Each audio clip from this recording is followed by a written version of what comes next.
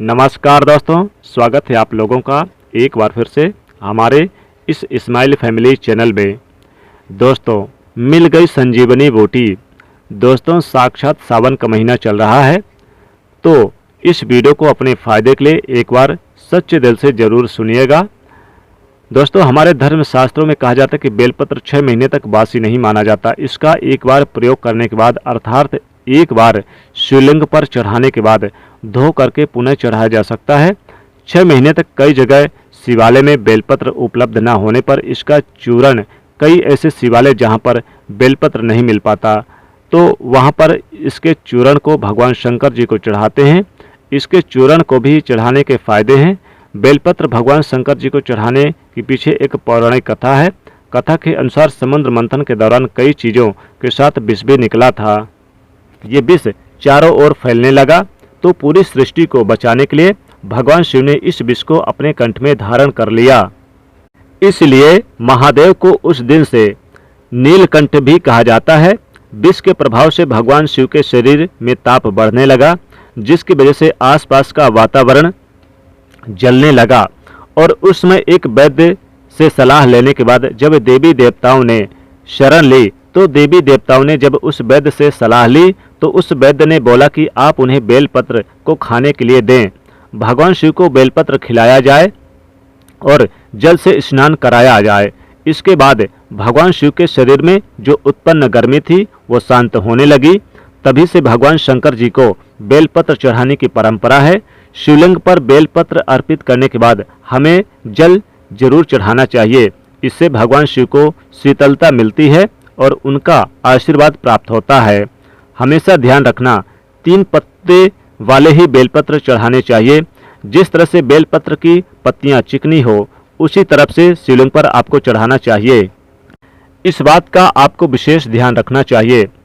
और कटे फटे बेलपत्र कभी भगवान शंकर को चढ़ाने नहीं चाहिए। इसके पीछे एक कथा है, क्योंकि जब भगवान शंकर जी ने जब गणेश जी का शीश खंडन किया, तभी से भगवान शंकर जी ने संकल्प लिया था कि कभी भी मुझे खंडित चीज़ें नहीं चढ़ाई जाएगी। तब से भगवान शंकर जी के कभी भी कोई खंडित वस्तु, खंडित पदार्थ, खंडित बेलपत्र भूल से भी नहीं चढ़ाए जाते। शिवलिंग पर अगर प्रतिदिन बेलपत्र चढ़ाया जाए तो सभी प्रकार की समस्याएं जो होती हैं वो दूर हो जाती है। भगवान शंकर जी के भक्तों को कभी भी पैसों की समस्या नहीं रहती। बेलपत्र को तिजोरी में रखने से बरकत आती है, धन संपदा बढ़ती है, धन तेजी से आकर्षित होता है। तो ये वीडियो को ध्यान से सुनना। वीडियो में मैं आप लोगों को बेलपत्र से जुड़ी हुई संपूर्ण जानकारी बताऊंगा। ये जो वीडियो आपको बता रहा हूँ, ये जानकारी जो बता रहा हूँ, ये जानकारी आप लाखों रुपए खर्च करेंगे फिर भी आपको कोई नहीं बताने वाला, क्योंकि आधा अधूरा ज्ञान हमेशा खतरनाक साबित होता है। इसलिए सच्चे दिल से भगवान शिव की इस वीडियो को पूरा अवश्य देखें। मैं जो भी बेलपत्र खाने के फायदे बताऊंगा, ये आपको कोई भी यूट्यूब में नहीं बताएगा। आइए जानते हैं बेलपत्र संबंधित कुछ ऐसी विशेष जानकारी। दोस्तों, आगे बढ़ने से पहले सच्चे दिल से कमेंट बॉक्स में भगवान शिव को अगर आप मानते हैं और समर्पित आपका अगर प्यार है, तो अवश्य अपना प्यार इस वीडियो को ले दिखाएं। इस वीडियो को एक लाइक करें। कितना ही आप प्यार करते हैं भगवान शिव से, ये आप कमेंट करके मुझे जरूर बताएं। आप कमेंट बॉक्स में लिख दें हर हर महादेव, ओम नमः शिवाय, और हमारे इस चैनल को सब्सक्राइब जरूर कर लें। एक लाइक तो बनता है। तो जो बेलपत्र है कुछ समय में नहीं तोड़ना चाहिए। कुछ ऐसी विशेष स्थिति होती है जिसमें से कि बेलपत्र नहीं तोड़ना चाहिए। तो हमारे धर्म शास्त्र कहते हैं बेलपत्र को हमेशा चतुर्थी, अष्टमी, नवमी, दसवीं, चतुर्थी, अमावस्या और पूर्णिमा और संक्रांति के दिन इस तिथि में बेलपत्र को कभी नहीं तोड़ना चाहिए। और ये भी कहा जाता है कि सोमवार के दिन बेलपत्र को कभी नहीं तोड़ना चाहिए। ऐसे में जब सावन का सोमवार पड़े तो ये बात जरूर गांठ बांध लें कि सोमवार आने से पहले बेलपत्र घर में जरूर लाकर रख लें। इससे शिव जी का खासकर सोमवार के दिन, चूँकि इसमें वास माना जाता है, क्योंकि बेलपत्र के संपूर्ण हिस्से में भगवान शंकर जी का वास माना जाता है। इसके मूल में अर्थात इसके जड़ में ब्रह्म का वास माना जाता है और इसके मध्य भाग में भगवान विष्णु जी का वास माना जाता है और जितने भी इनके बेलपत्र की पत्तियां हैं इसमें महाशक्ति का वास माना जाता है। इसलिए ध्यान रखें कि कभी भी सोमवार के दिन बेलपत्र नहीं तोड़ना चाहिए, चाहे सोमवार के व्रत हो या सावन के सोम व्रत हो। बेलपत्र आप पहले से तोड़कर रख लें। दोस्तों, इसके अलावा प्रतिदिन दोपहर के बाद भी बेलपत्र नहीं तोड़ना चाहिए। ऐसा हमारे धर्म शास्त्रों में लिखा है कि अगर आप तोड़ते हैं तो पाप लगता है। बेलपत्र की उत्पत्ति कैसे हुई, आइए जानते हैं। तो स्कंद पुराण के अनुसार एक बार माता पार्वती के पसीने की कुछ बूंद मदराचल पर्वत पर जा गिरी। इससे वहां एक पौधा उगा जो बाद में बेलपत्र के नाम से जाने लगा और बेलपत्र के रूप में पूजनीय हो गया। तो आइए इस वीडियो में जानते हैं दर्शकों, बेलपत्र खाने के फायदे। बहुत ही सुंदर वीडियो है, बहुत ही यूजफुल जानकारी है। देखिए, आप जब बेलपत्र को भगवान शंकर जी को शिवलिंग पर चढ़ाते हैं तो वो बेलपत्र एक बेलपत्र नहीं रह जाता, बल्कि वो एक भगवान शंकर जी का प्रसाद बन जाता है, जो कि असाध्य बीमारी को दूर करने में, आपकी पीड़ा को हरने में, जीवन में चल रही समस्याओं को दूर करने के लिए समर्थवान और भगवान शंकर का प्रसाद बन जाता है। वो आपके लिए अमृत जैसा बन जाता है। तो शिवलिंग पर नित्य बेलपत्र चढ़ाते हैं तो शिवलिंग पर चढ़ा हुआ बेलपत्र खाने से क्या फायदा मिलता है, आइए जानते हैं।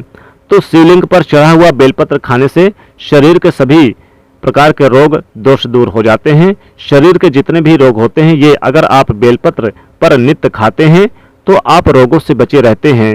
वात दोष, पित्त दोष, कफ दोष, ये तीनों प्रकार के दोष कहे गए हैं। इन दोषों से संपूर्ण रोग उत्पन्न होते हैं। तो सभी प्रकार के रोगों से आप इनका नित्य सेवन करते हैं। केवल बेलपत्र के एक ही पत्ती खा लेते हैं सुबह शाम तो कई प्रकार की बीमारियों से आप बचे रहेंगे। शरीर से पाप मिट जाता है क्योंकि शिवलिंग पर चढ़ा हुआ होने के कारण ये सिद्धि हो जाता है।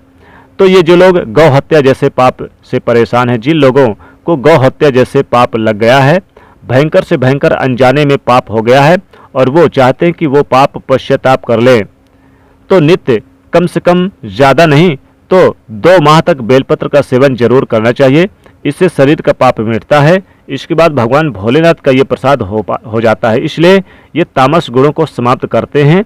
बहुत से लोगों को शरीर में तामस गुण आ जाते हैं। फिर बहुत से लोग मदिरा वगैरह का सेवन करते हैं, अंडे वगैरह का सेवन करते हैं, मांस मदिरा का सेवन करते हैं, कई प्रकार के नकारात्मक चीज़ों का सेवन करते हैं या करके बैठे हुए हैं, तामसिक चीज़ों का सेवन करके बैठे हुए होते हैं। तो ये शरीर अशुद्ध हो जाता है। तो आप अपने अशुद्धि शरीर को पुनः स्वस्थ बनाने के लिए, पुनः शुद्ध करने के लिए भोलेनाथ का प्रसाद जो होता है आप ये खाना शुरू कर दीजिए। नित्य 5 बेलपत्र खाइए, 3 सुबह खाइए, 2 शाम को खाइए और नित्य खाते हैं तो ये आपके शरीर को तामस गुणों को समाप्त करते हैं। इसके बाद ये भी कहा जाता है कि बेलपत्र खाने से भाग्य बलवान होता है।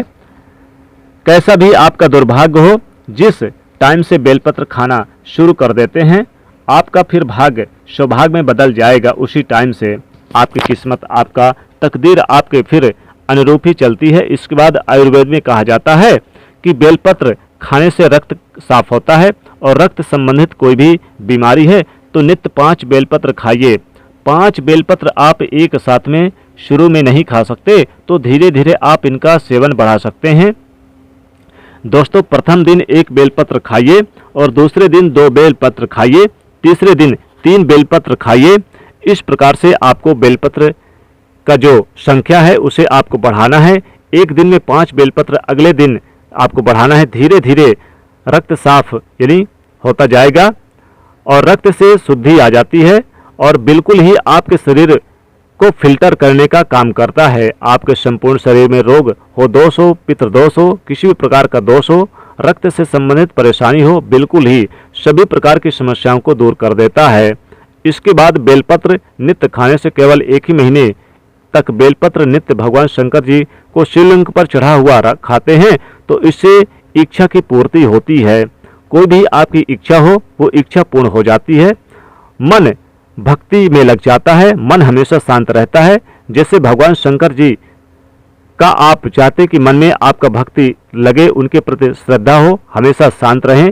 शिवलिंग पर चढ़ा हुआ बेलपत्र खाने से भक्ति में मन लग जाता है, मन हमेशा शांत रहता है। मन में जो चिड़चिड़ापन है, छोटी छोटी बातों पे गुस्सा आ जाता है, चिड़चिड़ापन रहता है, तो वह दूर हो जाता है। इसके बाद इसका सेवन करने से सांसारिक भोग समाप्त होने लगते हैं। आपका जो सांसारिक भोग है, किसी भी प्रकार का जो सांसारिक भोग है, वो भोग समाप्त हो जाता है। मन में भोग की कामना नहीं रहती। दोस्तों, जो बात नहीं बताई जाती वो बात मैं आप लोगों को बता रहा हूं इस वीडियो में। ऐसा भी माना जाता है कि शिवलिंग पर चढ़ा बेलपत्र खाने से व्यक्ति को 6 महीने तक लगातार शिवलिंग पर चढ़ा हुआ बेलपत्र खाइए तो 6 महीने तक शिवलिंग पर चढ़ा हुआ बेलपत्र खाते हैं तो व्यक्ति को भूत, पिशाच, भविष्य, वर्तमान देखने की सिद्धियां प्राप्त हो जाती है। देखने की यानी कि सिद्धि मिल जाती है।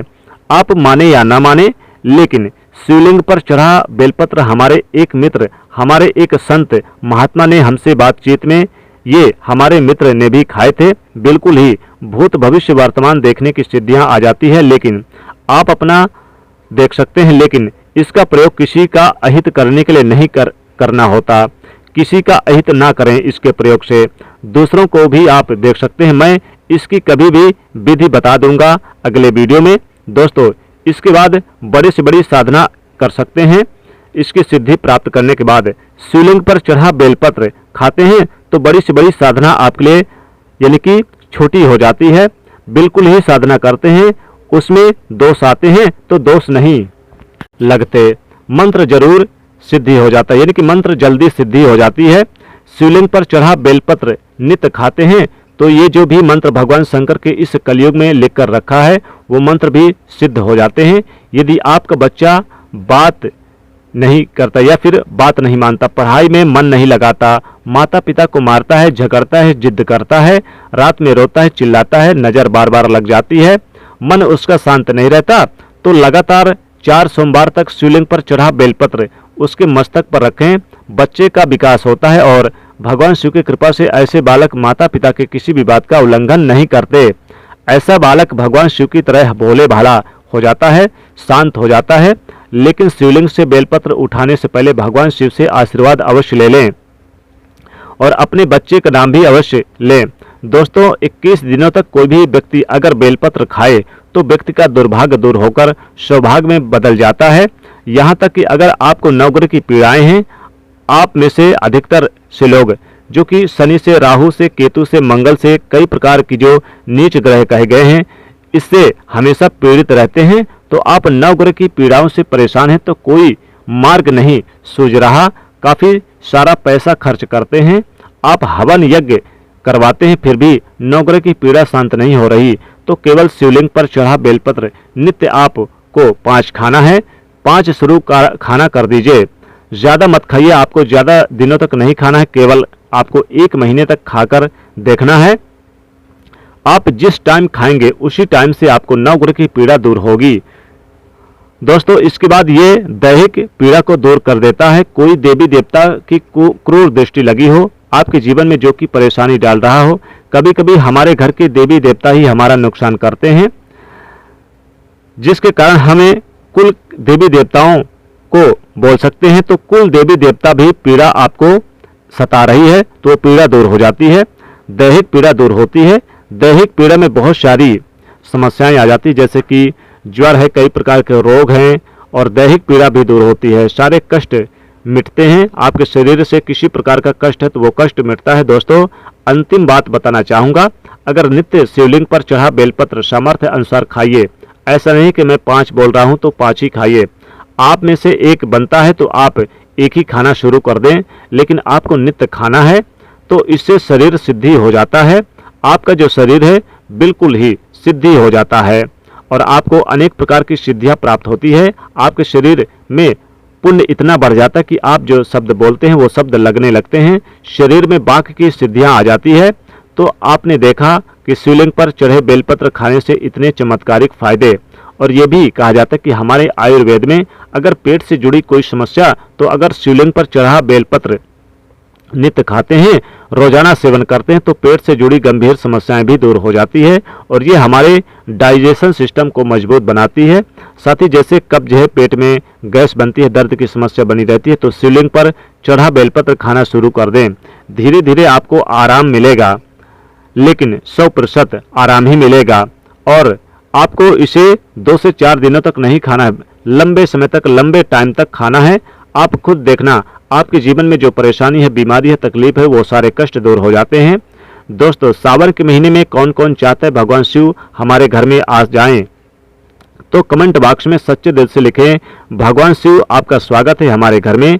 भगवान शिव से अगर आप सच्चा प्यार करते हैं तो एक लाइक जरूर कर दें और हमारे चैनल को सब्सक्राइब जरूर करें। धन्यवाद।